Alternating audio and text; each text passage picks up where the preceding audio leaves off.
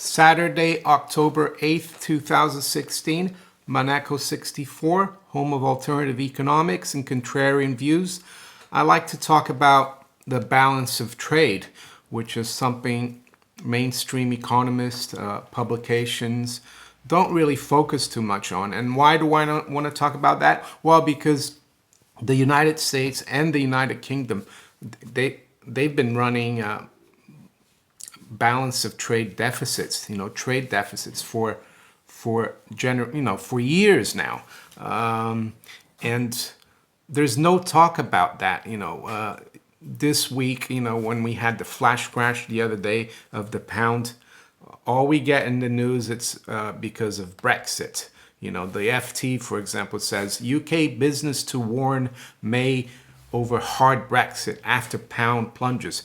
So people reading this think, oh, the only reason why the pound is plunging is because of Brexit. But at the same time, in the same day, they published a story in the FT about the UK trade deficit numbers that widened in August.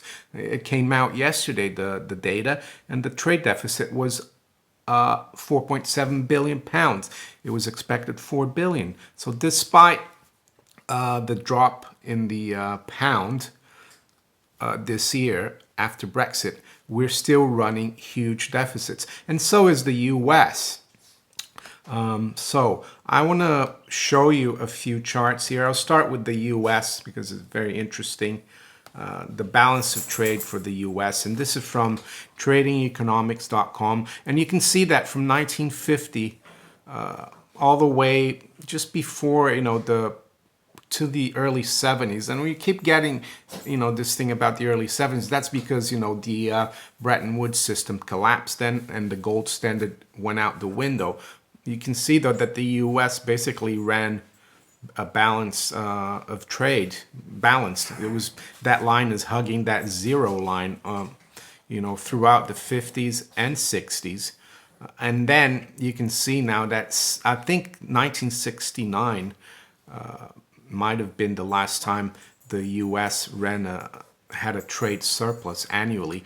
But you can see now we haven't been near that zero line since sometime in the early to mid 90s, and right now the US is running about, that's a monthly number there on the right hand axis, 40 billion basically. So running huge trade deficits. And what does that mean? Well, that means that the US has become the biggest debtor nation in the world. I think up until 1980 it was the biggest creditor nation. So the biggest creditor nation now is Japan. So the other thing I'd like to talk about is because the US has liabilities externally. The balance, the annual deficits, they accumulate into foreign debt, but the U.S. also has foreign assets. So the difference between those two is the U.S. net international investment position.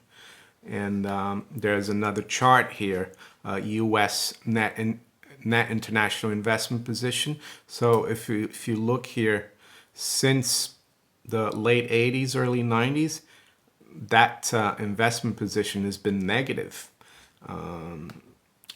Let's have a look here. Net international investment positions. I'm looking at the Wikipedia. So the US right now has 7 trillion of negative net investment position, which is about 40% of GDP. So now I like to look at the UK trade balance and also the net international investment position, because I think what's happening to the pound right now, and also in the last couple of years, because we've come down from 170 was roughly the high in 2014, and we are now at around 124 against the dollar. So it hasn't only been a Brexit thing. So here's the UK trade balance from tradingeconomics.com. Much like the US, that line was hugging the zero line most of the 50s and 60s, and then after in the early 70s you can see how that the discipline of the gold standard just screws up everything. And since around I think 96, and these are monthly numbers, the UK has been running huge trade deficits for the UK. I mean, the average now seems to be a monthly average between 2 billion and 6 billion deficit. So that has accumulated those deficits into the UK's, let's see here now, external debt. So the UK has external debts of $9.5 trillion. Yeah, you heard that right. That's the external debt of the UK. It's the second biggest external debt. Guess who's number one? The US, which has 17.9 trillion. The UK external debt is 569% of GDP. And this is data from Wikipedia here. But of course, the UK has also got financial assets abroad. So we need to look at that UK net international investment position.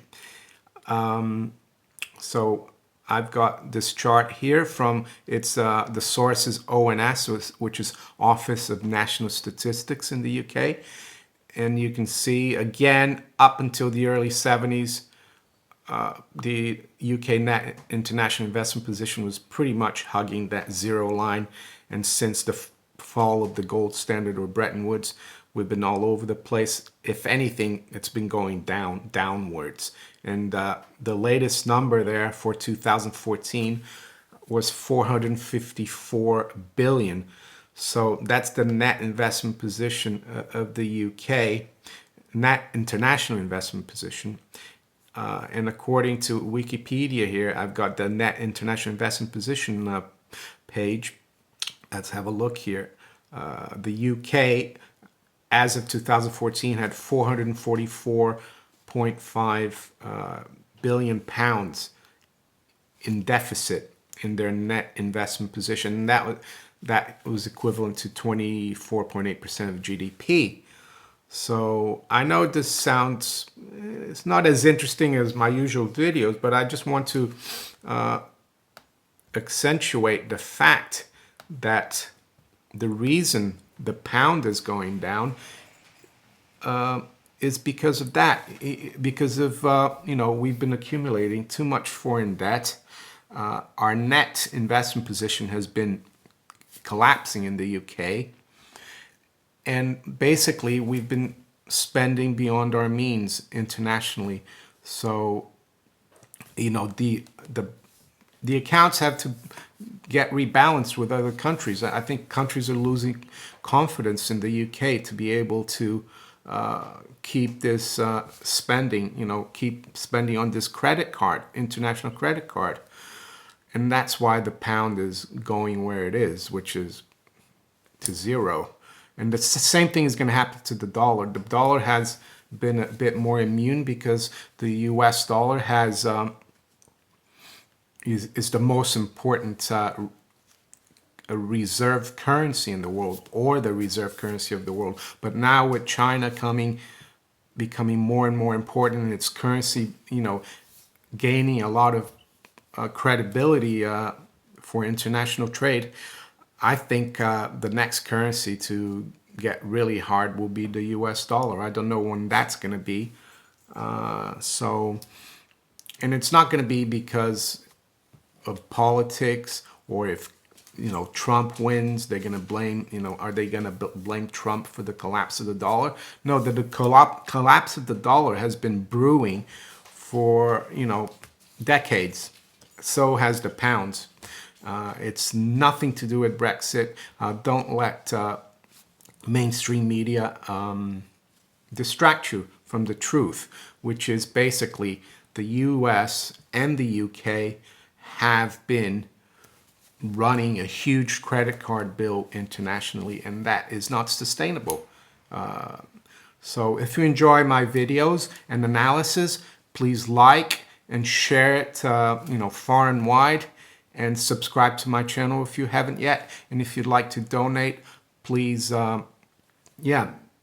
there's links below on how you could donate to my channel in the description. Take care. Bye.